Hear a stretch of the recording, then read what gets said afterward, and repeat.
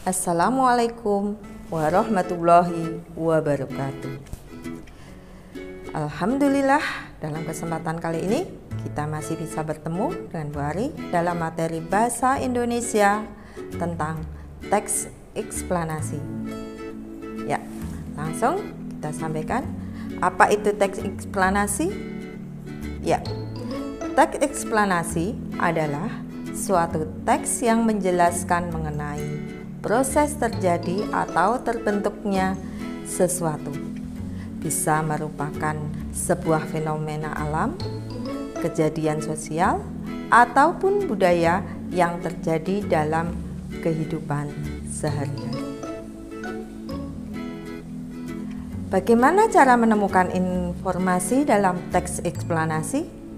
Ya, dari teks eksplanasi dapat ditemukan dengan menjawab suatu pertanyaan. Kita bisa menggunakan kata tanya, apa, di mana, kapan, siapa, mengapa, bagaimana. Dari teks eksplanasi, pengertiannya sudah, kita akan masuk dalam fungsi dari teks eksplanasi. Teks eksplanasi berfungsi untuk memberikan penjelasan kepada pembaca tentang proses terjadinya sesuatu yang disusun menurut prinsip sebab akibat.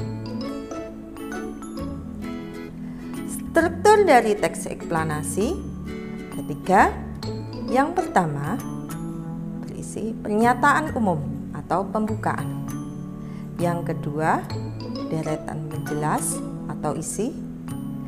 Ketiga, penutup atau kesimpulan. Dari struktur atau bagian teks eksplanasi bisa kita jelaskan, bagian pernyataan umum berisi tentang informasi singkat tentang hal yang akan dibicarakan atau diinformasikan. Sedangkan bagian yang kedua berisi penjelas, berisi tentang uraian atau penjelasan tentang proses dari suatu peristiwa yang terjadi. Bagian yang ketiga, penutup, berisi kesimpulan dari teks atau dapat berisi tentang pendapat penulis mengenai fenomena yang dijelaskan dalam teks. Contoh teks eksplanasi, kalian bisa melihat di buku tema 3 halaman 32 sampai 33 yang judulnya Thomas Alva Edison, sang penemu bola lampu pijar. Dalam teks ini terdiri dari 4 paragraf. Kita baca dulu paragraf yang pertama, yaitu tentang topik masalah. Ya. Dari paragraf pertama tadi, untuk mengetahui isi atau apa topik dari masalah, maka kita akan menggunakan kata tanya apa. Apa yang dibahas pada teks di atas? Tentu kalian sudah bisa menjawab karena tadi sudah baca, yaitu penemuan bola lampu pijar oleh Thomas Alva Edison. Ya, lanjut ke paragraf yang kedua. Paragraf kedua berkedudukan menjadi deret penjelas. Kita baca. Ya, dari paragraf kedua kita bisa menggali informasi dengan kata tanya siapa. Siapakah Thomas Alva Edison? Kita jawab.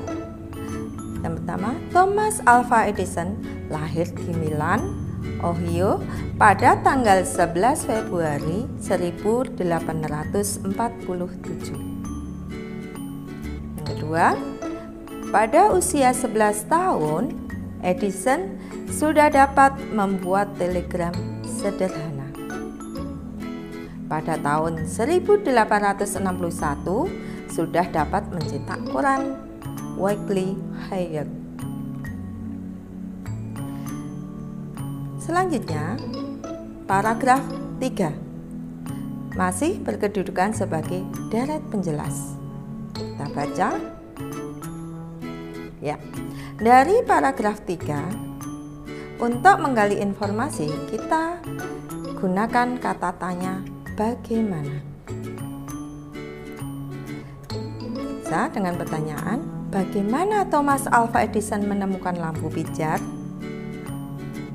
Jawabannya, Thomas menghabiskan waktu selama 2 tahun serta dana yang cukup besar untuk mengembangkan penemuan.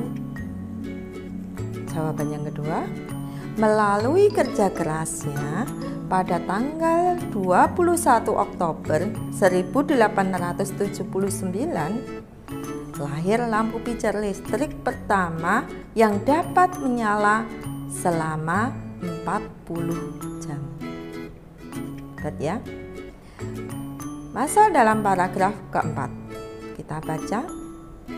Ya. Paragraf keempat berkedudukan sebagai kesimpulan.